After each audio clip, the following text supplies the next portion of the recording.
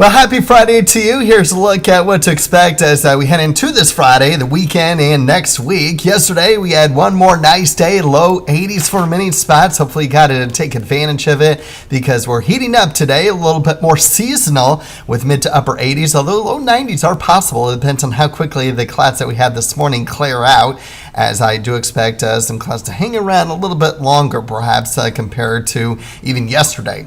Over the weekend, here comes the heat, though, upper 90s and even triple digits for both Saturday and Sunday. Probably a little bit better chance of reaching those triple digits on Sunday, but that's only because it may be just a little bit less humid.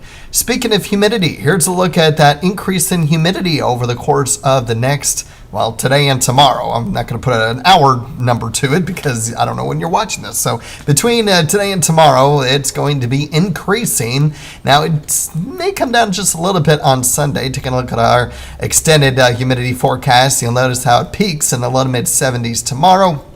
And then it does gradually come back down as we head into the Sunday through Tuesday time period. So it's going to be a gradual cooling trend with the humidity. So that's the good news. But it is still going to be very, very hot, at least through Monday, likely even into Tuesday. Kind of a little bit cooler there too. But as far as heat index values are concerned for today, because of the lower humidity, it's only going to be a couple degrees warmer than the actual air temperature. Shooting up close to 110 tomorrow, and then coming down just a little bit as we get into Sunday. I think most spots will end up in the 105 to 110 degree range over the weekend and even into Monday.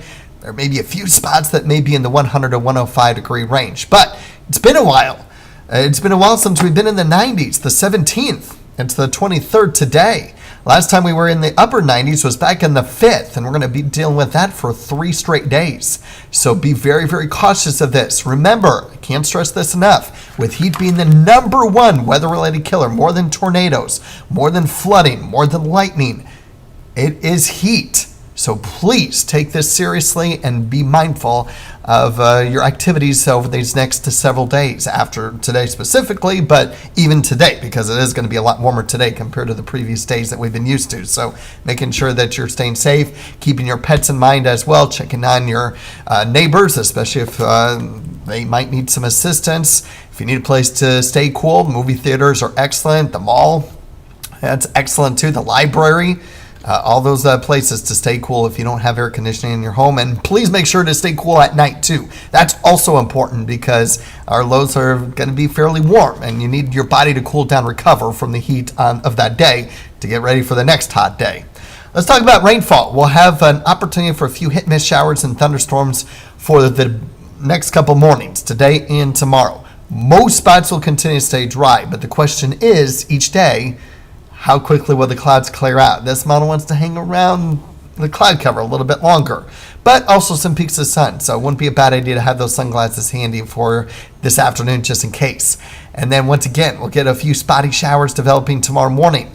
Really starts to increase in intensity out of our viewing area, mainly in northwestern Missouri, as we get closer to 8 o'clock tomorrow morning, and then pushing off to the east with clouds clearing out by the afternoon in our area here in northeast Kansas. And so it's not a great chance for rainfall. You can see really not much, a couple hundredths of an inch at most for most areas. And taking a look at some of the other rainfall through the weekend, it's generally going to be less than 1/10 of an inch. And generally nothing for most areas. But for those that do get rainfall, it's less than 1/10 of an inch. I did take a lot of our rain chances out of the forecast for next week today from what I had yesterday. Can I put it back in? Yeah, but there's just a lot of uncertainty on rain chances next work week until we get towards the end of the week, Thursday night into Friday. We'll gradually cool down each week as well. And just a quick look at how much rain we could get for the next 8 days. It's not a lot with the European model here. A little bit higher amounts near and south of I-70 in north central Kansas. Not quite as much for the rest of areas along Highway 36, while the GFS has a little bit more widespread rainfall.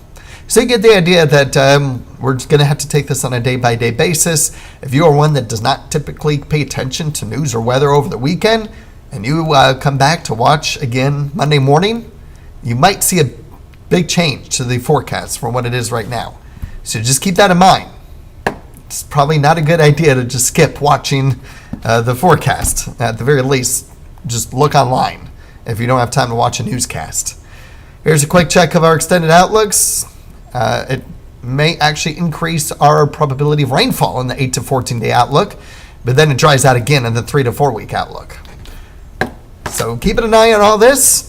The big weather story being the heat for the next 8 days, the temperatures near or above average for the next 8 days. And rainfall wise, it may not be until Thursday night into Friday morning of next week that we'll have our next best chance of rain. But don't be surprised this morning or tomorrow morning for a few spotty showers and thunderstorms in some locations. Won't be widespread though. A lot of areas will remain dry.